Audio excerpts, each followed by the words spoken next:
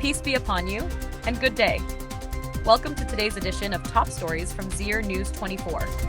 Today is Sunday, the 5th of Asad in the Hijri solar calendar, corresponding to July 27, 2025. I'm Pashtana Oryakil, and here are the major national and international headlines from Zir News 24. Bilateral talks between foreign ministers.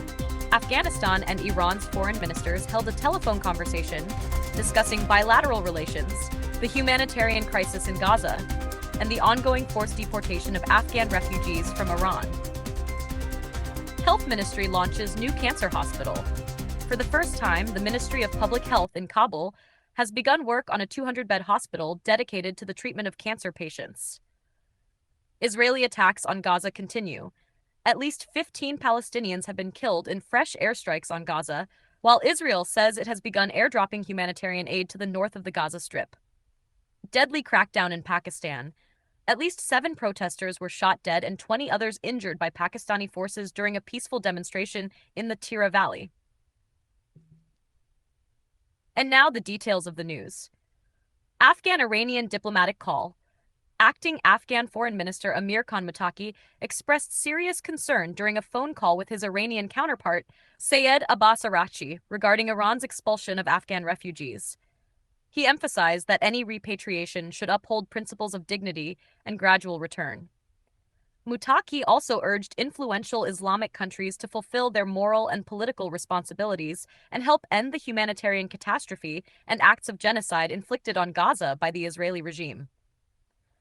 Mystery killing of Afghan women and children in Iran.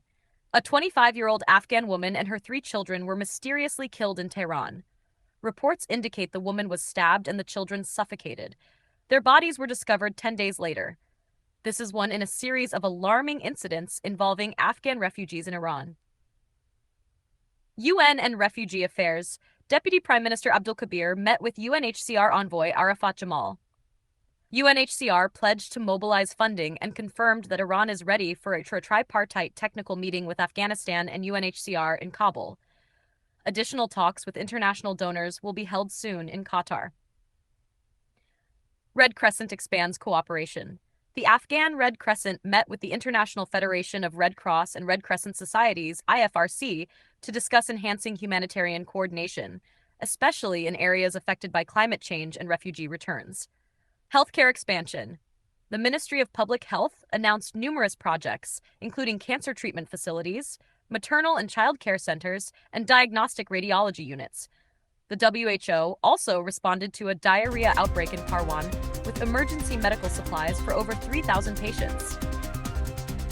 International developments.